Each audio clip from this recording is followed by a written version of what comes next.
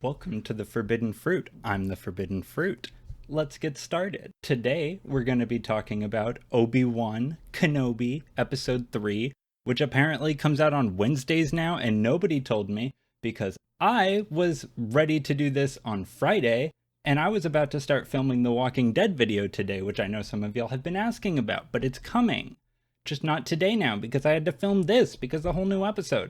So I guess Obi Wan Kenobi comes out on Wednesdays now. Beware of that. And yes, I did set up an orange spotlight behind my head. Sorry if it blinds you, but it makes me look incredible. So, let's begin. The episode opens up with who? Darth Vader, Hayden Christensen. Little Anakin, remember him? He's Luke's father. Spoilers, I bet you didn't even know that. Cat left. I put all that effort into getting him up there. Do you believe? The audacity. Yeah, we see Vader at the beginning. He's doing his little, suit up segment, like Iron Man. He's Iron Man now. He's got the whole suit on. He's got the breathing apparatus. He's doing all that. And then he goes out and he has a little meeting with who? Lil Miss Riva. Remember Riva? We love her. Apparently, some people online have been being mean to her, and I just want to say they're wrong. We love her. Even if she kills little baby Leia, she was right. Riva and Lord Vader, little baby Anakin, but adult now, have a meeting, and she's like, I'm gonna get Obi-Wan. Even though, remember last episode, she just stabbed her boss in the stomach. Remember that? The Grand Inquisitor? What? But Lord Vader tells Riva, Lil Miss Baby Riva, that we love, Riva, not Reba, that if she catches Obi-Wan, she can be the new Grand Inquisitor, which is she stabbed her boss and now she's taken his job. Wow. But, if she fails on her new mission that Lord Vader gave her, then he's gonna kill her. But, I'm sure she's gonna be fine. Even though we don't see her in any of the franchise after this point, so that's not looking good for her. Hope she doesn't fail. I hope she actually catches Obi-Wan Kenobi, the guy that show, remember him, Obi-Wan? Ooh! Also, we see this whole meeting is happening. Lord Vader, Darth Vader, Anakin Skywalker, Luke's father, and Leia's father too, what? Is in this beautiful goth castle, all black everything. And the castle is on Mustafar, the lava planet where he got all burnt to crispy. Probably. That's what it looked like. There was lava and there's only volcanoes on one planet in Star Wars. So that was Mustafar, and that's where he has his goth castle. It doesn't have anything to do with anything, but it did look cool, so I'll mention it. Next, we see Old Ben, not played by Alec Guinness. I said Allen Guinness the whole last episode, and none of you corrected me. That's shady for all of you. You should have told me. I looked like a fool. Alec Guinness. So Old Ben Kenobi and Lil Baby Leia, they got off that planet because the guy helped them last episode, remember? So they're on a new planet. It's Mapuza. It looks like if Texas had mountains. So we're going to call this planet Mount Texas. So they're on Mount Texas. They're looking around, trying to survey the landscape and get away from the Empire still. They're still after them. They're fugitives. They're on the run. They're going. We cut back to Riva, and she has a meeting with all the other Inquisitors, the brothers and sisters. Only two of them, and I don't remember which two. Oopsies. The other Inquisitors don't like her because all of the Inquisitors are power-hungry little scamps, and they want to be the new Grand Inquisitor, but Reva's gonna be the new Grand Inquisitor. So Ms. Riva, not Reba, is well, Lord Vader put me in charge. So they all have to listen to her, and they do what she says, and they're on the hunt for Kenobi. Again, I would have left this scene out, except that they're in a cool location. They're in this underwater base with windows, and it's the base from the final level from Jedi Fallen Order. I love that game, you guys. So that looked cool. Back on the Mountain Texas planet, Yeehaw, we get to see that the Empire, they're looking for Obi-Wan now because they know that he's there, because Riva knows that he's there. How? It doesn't matter. They're the Empire. They've got eyes everywhere. And I missed something. So the Empire knows that they're there, and they're looking for him on Mountain, Texas. Yeehaw. Lil baby Leia and Obi Wan, old Ben, they get the help of this kind mole person who has like a pickup truck that hovers, because we're in Star Wars, it hovers.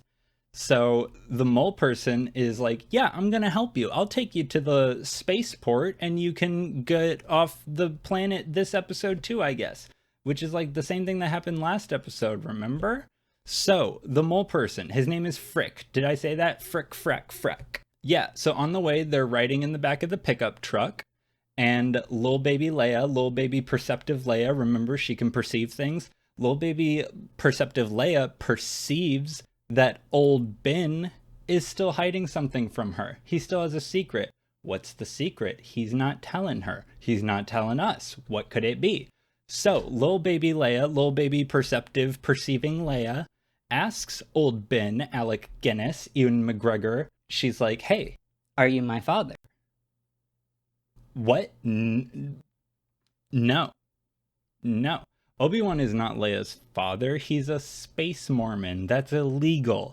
So, Obi-Wan is like, no, girl, I'm not your dad. You've only been with me for like a day and a half. How could you have this bad of Stockholm Syndrome? I'm taking you to your dad, remember? Not the real dad. Remember, he knows Padme and Anakin from the movies? Come on, read a book. Freck literally betrays them. Literally betrays them. Freck is the mole. He's a weasel. Freck, the mole person, is a weasel. Frick, frack, freck. Can you believe? He takes them to little baby Leia and Obi-Wan, old Ben, to what's it called? A like space stop where the stormtroopers stop the cars and check them. And Frick, frack, freck like whispers to them and he's like, you should probably check these two out. Which is like, mole, person, weasel, rude, betrayer, Decepticon. What is he doing? So, the stormtroopers, they come over to little baby Leia and old man Obi-Wan, and they're like, you've got to come over here and we're going to scan you with this droid. So they go over, and the droid scans old man Obi-Wan's face. It's like, yup, that's Obi-Wan, that's him, you guys. And then Obi-Wan destroys the droid, smashes it into a billion little pieces. But it had already transmitted that Obi-Wan was there off to the cloud because they have 6G. This is Star Wars. Come on. The Wi-Fi is incredible on Mount Texas. So anyways, Obi-Wan murders everyone at the spaceport. All of the little stormtroopers get killed. They made their choices. One of them, I won't say how, but ends up sliced in half. But not with a lightsaber, because Obi-Wan is still not using his lightsaber. You guys, can you believe? He's like punching, he's shooting. So uncivilized. So, right, everyone's dead. Can you believe? Obi-Wan killed everyone. And then, what happens? More stormtroopers arrive, more stormtroopers, and they come up, and Obi-Wan, for some reason, is like, oh, I can't fight anymore. But it's like, you just, like, murdered so many people. You can totally still fight. But then suddenly the stormtroopers get shot from behind. It's their commanding officer. She shoots them and she walks up and she's like, hey, you guys, I'm going to help you now. Let's go. Her name is Tala, and she has like a secret resistance. She helps like smuggle Jedi around and get them new identities so that they don't get hunted from the Empire. Can you believe? Which is like, whoa, she's going to help them now and they're going to get off world secretly, just like in last episode. Remember last episode, you guys? So when Tala helps them, she like smuggles them into this like little back room in a village so that they can hide there before their transport is ready. And in that little back room, there's like messages scratched into the wall. And some of them are from other Jedi. And Obi-Wan realizes that Quinlan Vos, you remember him? He's from the other show, Clone Wars. Read a book. He was there, and he had scratched something into the wall that was like a Jedi 316 or something. I don't know, but Obi-Wan knew, and it meant a lot to him. And also, it kind of shows that the other Jedi were kind of still like helping each other out. But Obi-Wan was like rotten on that stupid desert planet. We hate it there. And that also means that Quinlan Vos is still alive. Do any of you know who he is? I actually do, because I'm a real Star Wars fan. Thank you. So they're hiding in their village. They're in that back room with all the little scratchety messages, and Tala's like, yeah, we're gonna get you out of here real soon. And guess who shows up in the village? It's Darth Vader, Anakin Skywalker, Luke's father, Leia's father, Padme's husband, Shmi's son. Remember Shmi? So Vader's there. Obi-Wan is shook. He's like, he can feel him. He's like, that's Vader. He can see him through the little slots in the window. And Vader is actually terrifying, you guys. He's like walking through town, just killing people at random. He's force choking people, and not just the men, but the women and the children too. He's snapping necks, he's breaking bones, he's force flinging. It's incredible. He's spooky. He's, you know, the way he does. It's very scary. They treat him like a horror movie type presence, and I am here for it. Very spooky, very dead bodies. So Old Ben Kenobi, Alec Guinness, he tells Tala to take little baby Leia and get out of here because it's too dangerous now. They've got to go. And old Ben, I guess, is going to lead them away because he's like, that guy's here for me, not this little girl. He doesn't even know about this little girl. He doesn't even know that she's his little girl. What? He can't find out. And also, throughout all of this, I just have to say, Obi-Wan has to be thinking that, like, he should have been training Leia, not Luke. Leia is perceptive. She's feral. She's violent.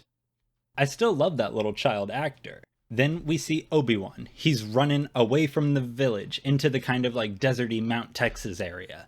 So he's running. And then as he's like getting away, who does he run into? Literally Lord Vader, Anakin Skywalker, Luke's dad, Shmi's son, Padme's husband. Can you believe? So he like runs into him, and Darth Vader is like in the sand, and he just ignites his lightsaber, and he's like,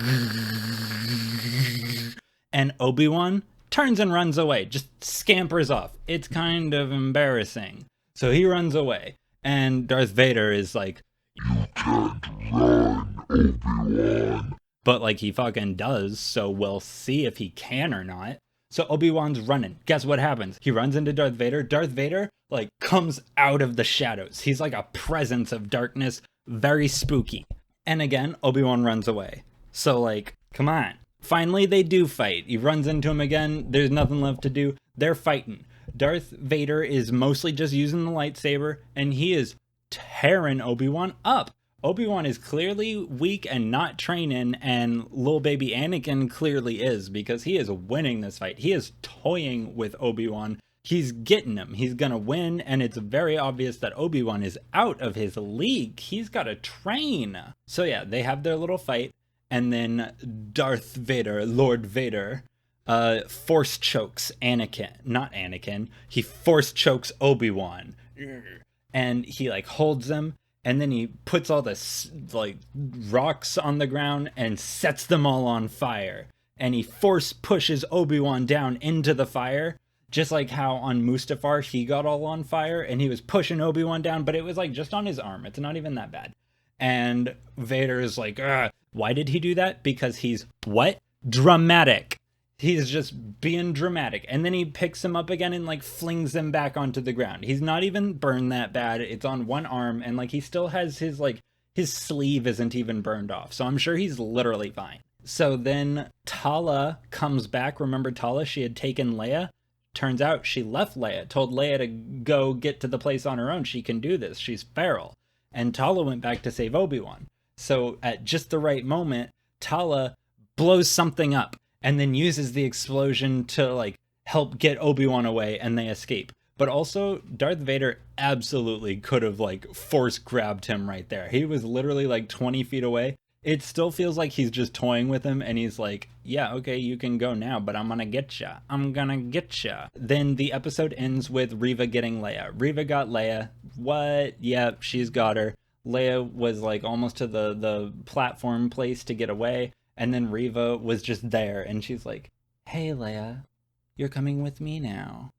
And so I guess that's where the episode ends. I guess next week we'll see that Obi Wan has to go save little baby Leia again from Riva.